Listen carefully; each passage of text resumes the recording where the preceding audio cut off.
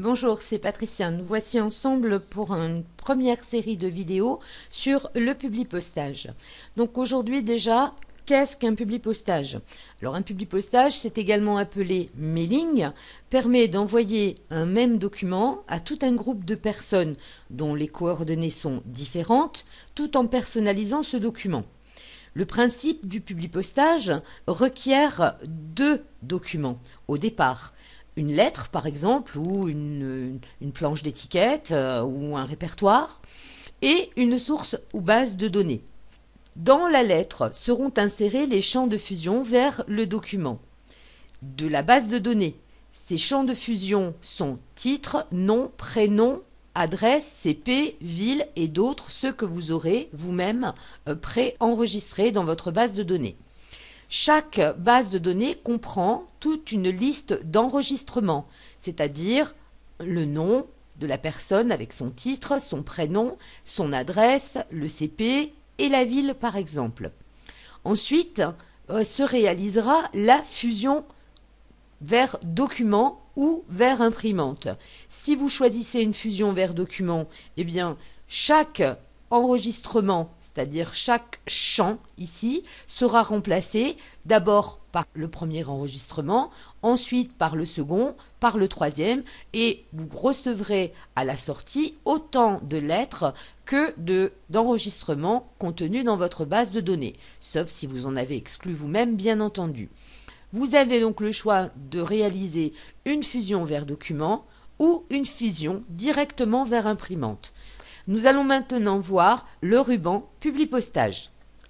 Le premier groupe contient créer enveloppe et étiquette. Ce n'est pas réellement du publipostage. Cela vous permettra de faire soit une impression pour une enveloppe ou toute une base de données d'enveloppe ou une planche d'étiquette, voire une seule étiquette sur une planche.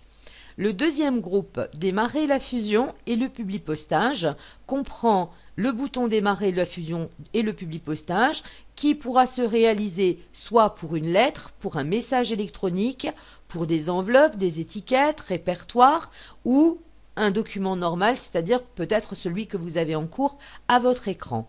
La sélection des destinataires pourra être soit une liste déjà créée, une base de données existante, soit une nouvelle liste que vous créerez directement dans Word. Vous pourrez également sélectionner des contacts à partir d'Outlook. Lorsque l'on parle de liste existante, on peut très bien utiliser une feuille de calcul ou une plage de cellules Excel, une table de requête Access. Voilà, il y a plusieurs possibilités. Possibilité de modifier la liste des destinataires également lorsque vous ferez votre publipostage dans Word. Le troisième groupe, champ d'écriture et d'insertion. Là, il vous permet de mettre les champs de fusion en surbrillance, on en reparlera juste après. Vous avez la possibilité d'insérer un bloc d'adresse ou la formule d'appel. Pareil, je vous montrerai qu'il y a une autre possibilité que d'utiliser le bloc d'adresse, c'est en insérant des champs de fusion.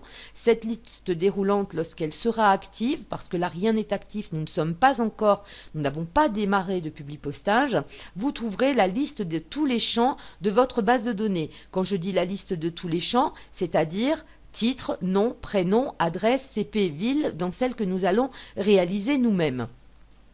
Ensuite, vous aurez la possibilité de faire des règles, comme lorsque vous souhaitez avoir cher monsieur, chère madame, en faisant attention à l'orthographe, ou remplacer les participes passés, comme par exemple vous êtes invité et ou et eux. Voilà, ensuite, bouton mettre à jour les étiquettes, nous verrons cela lors d'un publipostage d'étiquettes. Comme le signale ce groupe-ci, c'est bien l'aperçu des résultats. C'est-à-dire que si vous avez 500 noms dans votre base de données, 500 enregistrements, eh bien vous pourrez naviguer entre le premier et le dernier, le précédent et le suivant, ou directement, si vous connaissez le numéro d'enregistrement, tapez ce numéro pour y accéder et du coup visualiser l'enregistrement à l'écran. C'est-à-dire que nous passerons, lorsque l'on est en aperçu des résultats, de champ de fusion, c'est-à-dire titre, à mademoiselle, monsieur ou madame. Du nom, vous verrez le nom de la personne, donc en fait vous verrez l'enregistrement réellement créé. Le dernier sera pour terminer la fusion. Deux possibilités, on l'a vu tout à l'heure, soit vers document, soit vers imprimante. Nous verrons les deux ensemble. Une petite précision concernant le champ de fusion en surbrillance. Personnellement, j'ai l'habitude de demander directement à Word de me mettre en surbrillance tous les champs. Vous pouvez le faire par défaut, ce qui vous permettra par exemple, dans cette en-tête de page, de voir par exemple que ici ce n'est pas moi qui ai tapé le chiffre 1, mais justement le champ a été inséré, insertion numéro de page.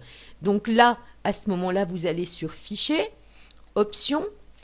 Dans les options avancées, vous allez dérouler et dans Afficher le contenu du document, eh bien vous trouverez soit Jamais, donc à ce moment-là, vous utiliserez le bouton Trarm en surbrillance du ruban Publipostage, ou Toujours, si, comme moi, vous souhaitez, à chaque fois que vous ouvrez une lettre de Publipostage, vérifier si elle contient des champs et tout de suite reconnaître le fait que c'est un Publipostage, ou voir les champs qui se trouvent dans vos en-têtes et pieds de page ou dans d'autres documents.